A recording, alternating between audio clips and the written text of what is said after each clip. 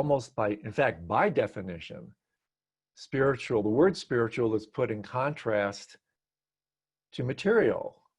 Well, that contrast sometimes becomes, it's not just opposite to material, sometimes it's an opposition to material. And people very often, me included for the longest time, think that spirituality is somehow about just FedExing to heaven.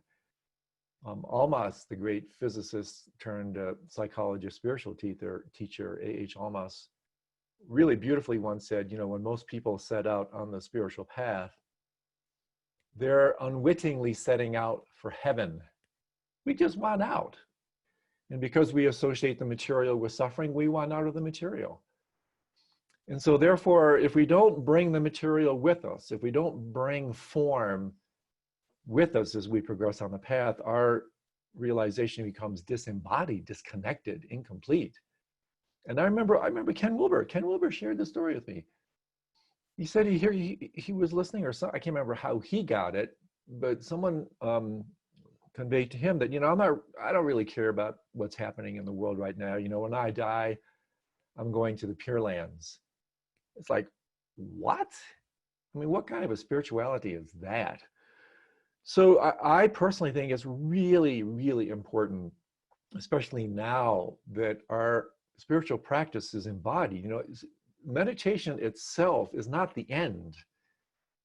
The final product is, so to speak, enlightened activity, born from our meditation, born from our study. And so I say that because it's super easy to get a little bit too removed, spiritually bypassed, too precious. You know, our spiritual path just becomes so precious. And I invite you to look at your own motivation. You know, when you go into retreat, when you work on your spiritual business, I mean, are you really doing it for the benefit of others? Or how much of it is just escape? So with that said, we'll do a one breath tonglen. With the inhalation, we bring in the suffering of George Floyd and then everybody else. And then with one exhalation, we just radiate out a sense of sanity and goodness. So we can do that as well. One breath, tonglen.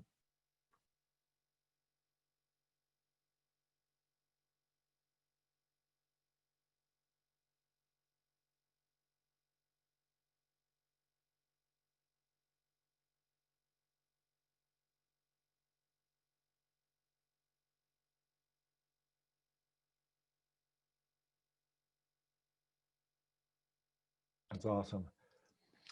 I'm doing both of these practices a lot these days.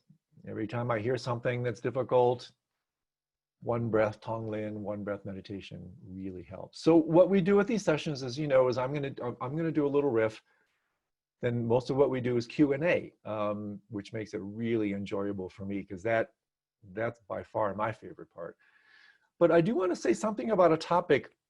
This is a little bit of a lead magnet, as they say in the marketing world, for a topic I'm going to unfold in great detail this coming weekend. But I do want to say something about it here, because it has vast applicability to what's happening now with the virus, with all the protests, with everything, with this world on fire. I want to just say a few words about samskaras, S-A-M-S-K-A-R-A, samskara. It's a really incredibly important term in the wisdom traditions, not just Buddhism, but also non-dual traditions like Kashmir Shaivism, Shaiva Tantra. And so I actually want to say something a little bit about how this term applies from the Shaiva Tantra tradition. They have a slightly different angle on it than the Buddhists do. And so the idea here is that fundamentally, if we are unable to work with difficult circumstances, difficult experiences, difficult situations, if we're unable to stay fully embodied and present with these things, what tends to happen is the energy of the situation as it's received with us doesn't pass through us freely. It gets kind of constipated, it gets stuck, it leaves a trace. If we can learn to stay open, the Buddhas are the open ones. My favorite definition, as you've heard, I think, from me, of meditation is habituation to openness. If we can stay open, a mind and heart so big that we can receive anything and feel it completely without giving it a place to land, without appropriating it, without grasping it, without pushing it away. If we can do that, no karma is created. Karma is created when these samskaras come into play.